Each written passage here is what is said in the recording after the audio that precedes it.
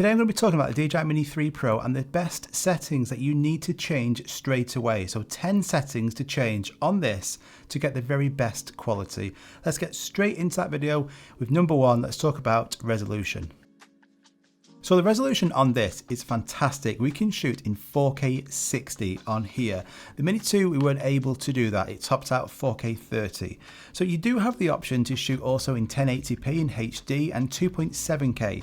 I would recommend, if your computer can handle it, shoot in 4K. That's going to give you the best possible quality. I shoot myself in 4K 25 90% of the time. I then edit on a 4K 25 timeline so it matches perfectly. I will shoot in 4K 60 for slow-mo footage at the highest quality, and I'll shoot in 1080p 120, not much, but if I want really super slow-mo. Now, you're going to get more recording time using 1080p. Let me just show you. So in 4K 25 currently at the moment, I'm going to get, it's saying 53 minutes of recording time on this memory card at the moment. If I switch it to 1080p, I'm going to get now 2 hours and 18 minutes. It's a significant jump. So if I'm out and about and my memory card is getting quite full, I might switch to 1080p just to get this shot. I'd rather that than not get anything. If your computer can handle it, or you're not running an old computer that's struggling with 4K files, use 4K all the time. That's what I would recommend to get the best possible quality. And match it up. A lot of people are saying maybe they might be getting stuttery footage or the footage isn't really smooth. If you're recording footage in say 4K 25 or 30 or 24, when you come to edit it, set your timeline up so it's a 4K 24 or 25 or 30 timeline so it matches. Don't record on your drone in say 4K 25 and then your timeline is 4K 30. It doesn't match. Make sure it matches.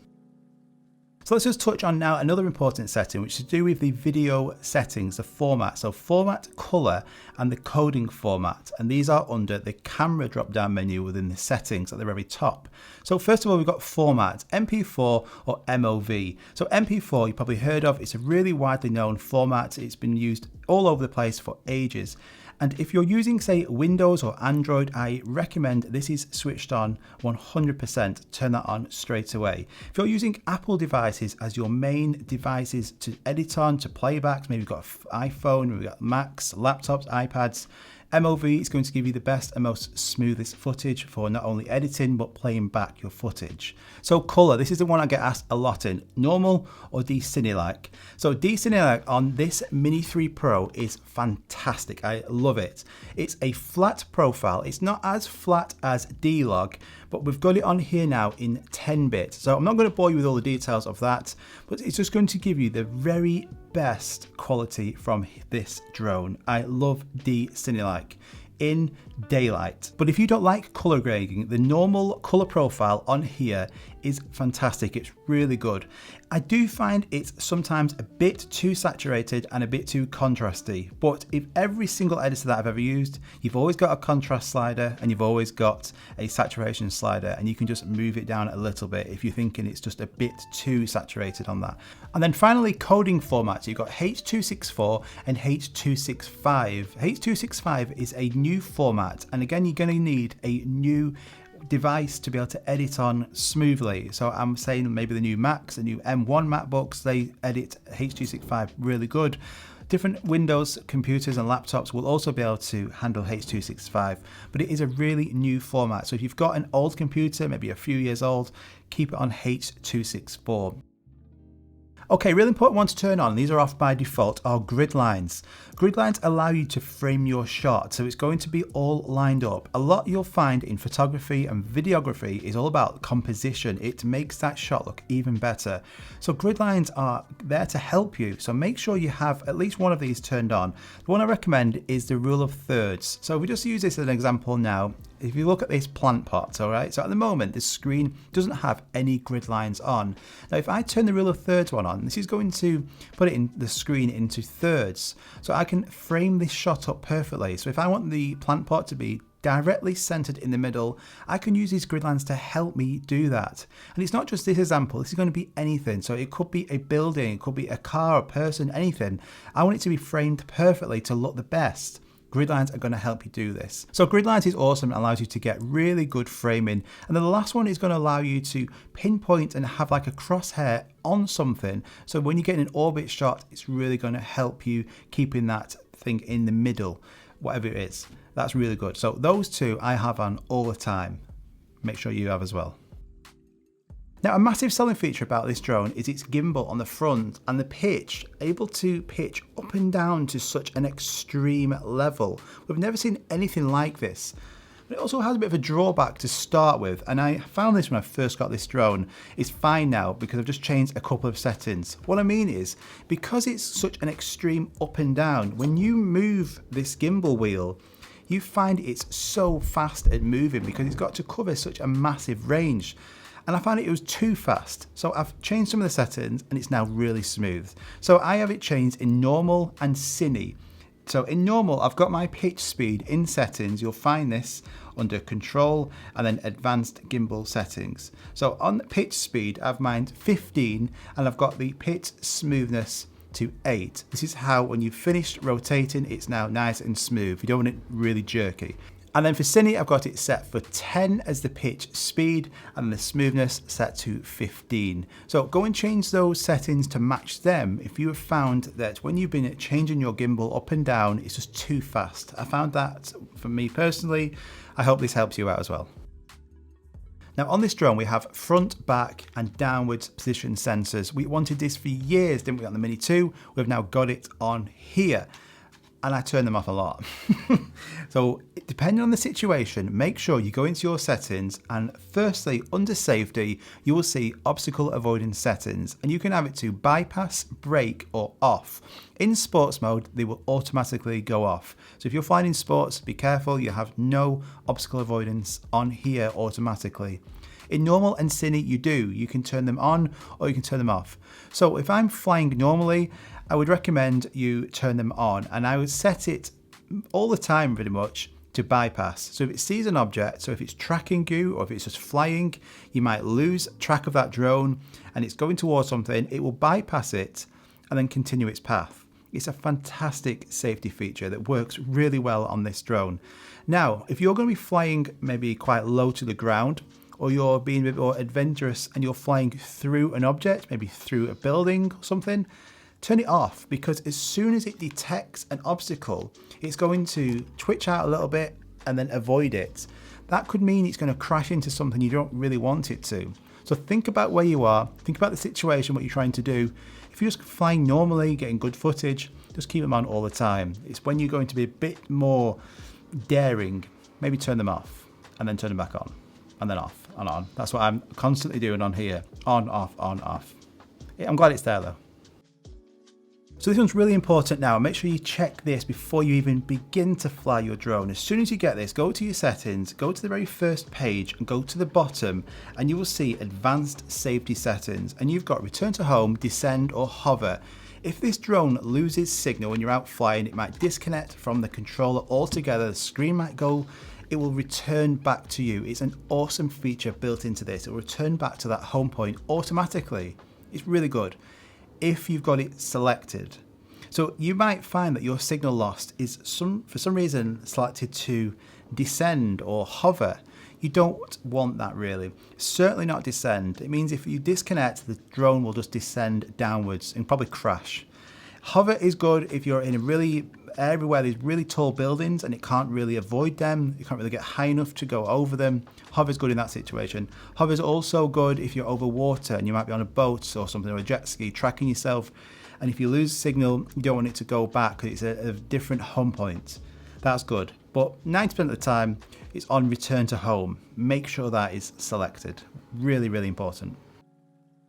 And now if you switch over to photos and we go into photo settings, you'll see that you've got the option now to have JPEG or JPEG and RAW. So this is so important and will save a lot of your photos. If you select it just to JPEG, then you're not going to have the best quality. And we're talking about how to get the best out of this drone. So JPEG and RAW, the file sizes are going to be bigger for the RAW files. It means you're not going to be able to take as many photos on one memory card, but you're still going to be able to take absolute ton of photos and get the best. And this will allow you in the raw photos to be able to move sliders around, add presets, and get really nice looking quality. You will also be able to recover photos. So if you take a photo on your drone and it is underexposed, it doesn't look the best, the raw captured image will be able to, you'll be able to adjust the sliders and bring back the exposure and the details and really recover that photo. Whereas a JPEG, you're not going to be able to. So always on, it's the first thing I'll change on here when I get it, when I'm looking at photos. It's by default on every drone, JPEG. Change that to JPEG and RAW. So this is really important as well. We're going to look at 2 in 1 here. Firstly, display radar map. So settings, safety, and it's right at the top there. Have that checked on. This is going to show you on the attitude indicator in the bottom left-hand corner where that compass is. It's going to show you any obstacles in real time. It's going to show you how it's going to avoid them. It will show you little red dots about any obstacles. Also give you an audible feedback. This is really handy. Make sure that's turned on. And sideways flight. Now this drone doesn't have any sideways sensors. Neither did the Air2S. This isn't the hero drone. It's not going to be expected. This is a 249 gram drone. So because of that, if you turn this on, this will then disable the ability to fly sideways. Now that's a safety thing, isn't it? If you're going to be in an area where it's tracking you, for instance, and there's lots of trees, as soon as it flies, it might hit that tree because it's not going to detect anything on its sideways path. But that limits a lot of the flight, doesn't it? So unless you're tracking yourself and you're maybe in a car or a bike or something and there is obstacles where it's going to be moving around and there is chance for it to hit something, then have that turned on then. But for normal flight where you're in control, so in normal mode, cine, sports, where you're flying it, not tracking, I would turn that off because it's just not a good experience when you can't fly the drone left and right. Just be aware of it, be aware of the situation, the environment, be aware it's not got any sensors on the side, and you'll still have an awesome time and you'll still capture really good footage.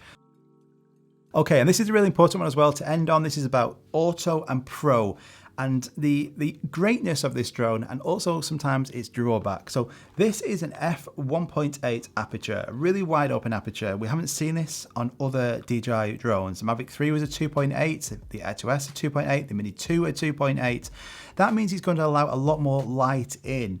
And that's great for nighttime video and nighttime photos, low lights. That's going to look awesome on here. However, if you keep it in auto without any ND filters on, so like it is now, just as it comes out of the box with nothing on there, no ND filters, the shutter speed on here is going to be massive, like 1/32,000 something. It's going to be insane. So that means then that because that shutter speed is so high, you're going to have really sharp photos and videos. Some might like that, some might not. So if you just get some ND filters like this will then reduce the amount of light going in. These are like sunglasses.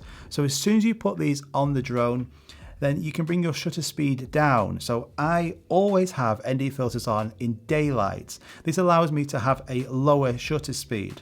And the rule is you're meant to have it double your frame rate. So if I'm filming in 4K 25, I want my shutter speed to be 1/50. Now that's quite hard to always achieve on this drone because it's that f1.8 aperture. So it's not always possible, I'll be honest with you. But it means that by having ND filters on, I can have a much lower shutter speed than I certainly without any.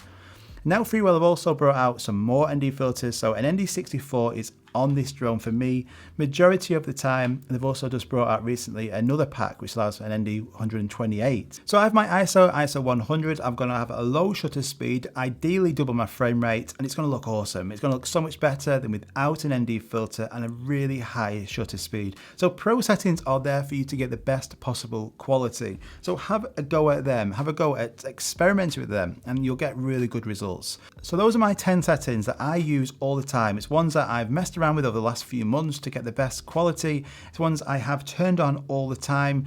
Go and try and experiment with these and I'm sure you'll get really good results. I hope you've learned something there. If you have, let me know in the comments down below which you found helpful. Would you like to see more of these type of tutorial settings videos? I'd be really interested to hear. It's an awesome drone. You can get exceptional quality out of this and you can get really crap quality out of this. It's all about knowing what to do, getting the best possible settings so you can get really good quality in video and photos, and that's what I'm here to try and show you and help you do. So if you like this, like and subscribe, that'd be awesome, and I'll see you in the next one. Bye bye.